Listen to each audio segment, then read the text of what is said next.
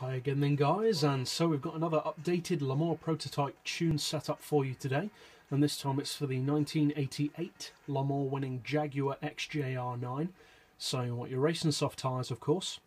For the suspension, fairly similar to some of these other updated prototype tunes, your rear ride height as low as possible with the front 10mm higher, springs we've rounded off to 17, for the dampers you want 1 on compression, 3 on extension, anti-roll as low as possible with camber and toe neutral. For the gearbox, you want to do a gearbox flip from 4.5, then of course click your auto setting back down and then back up to 298 to hit these individual gears of 2.7, 1.7, 1.2, 900 and 600 with a final drive of 3.2. For the diff, same as always, low initial torque to reduce wheel spin off the line, high acceleration and low braking sensitivity. You want your high RPM turbo of course, and as always your downforce of course set to a minimum. Traction control is also turned off as always, and so this has always been one of the quicker Le Mans cars on GranTurismo ever since it was first introduced on GranTurismo 4. And the funny thing about this car back then is it used to be a lot faster than it felt, because I've always driven Le Mans cars a lot on GranTurismo. I've always loved them ever since I was really young. I've always had a thing for Le Mans prototypes. They're really interesting to me. I love how all the teams approach winning the race differently. And the Jaguar was one of those cars which, as I said, just didn't feel that fast to me. But whenever I would test them around the track, it would always end up being the fastest for some reason, and I could never understand why. And that's kind of stuck throughout all of the games. Now obviously now on GranTurismo we have some pretty hefty competition. The 1250 horsepower Audi diesel, the 1200 horsepower Peugeot diesel, the newer Pascalo models, etc, etc. So it's not quite as dominating as it used to be.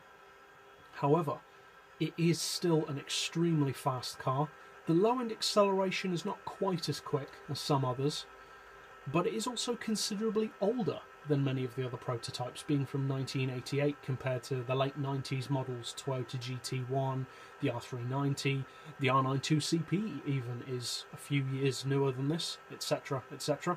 And overall, it's a very good car. It holds up very well. It's a premium model, and I happen to think it has one of the best looking interiors of any prototype that's on the game. But obviously that's just my opinion. As far as performance, my existing tune for this car used to do 280 under its own power. I've increased that to 289. I wanted to get it to cruise at 290 to round it off to an increase of 10. But for the moment it's 289, so I would encourage you guys to tweak and play around with the tune a little bit more, especially the final gear. Not the final drive, but the actual final gear, 5th. Because I think that's the key with this one to getting that 1 or 2 miles per hour more. But as always, I like to leave a little bit for you guys to develop for yourselves. One of the things that ensures is that if you do that, rather than just copying everything I've done, each of your tunes are guaranteed to be more individual. So 2 of my subscribers could use the same tune, but one of you may end up being faster than the other, even though you're technically using the same starting tune. So, as far as handling on the curve, it's pretty good. It's one of the better models. It does have a little bit of understeer, and as with all of these updated prototypes, you need to be careful about your entry speed.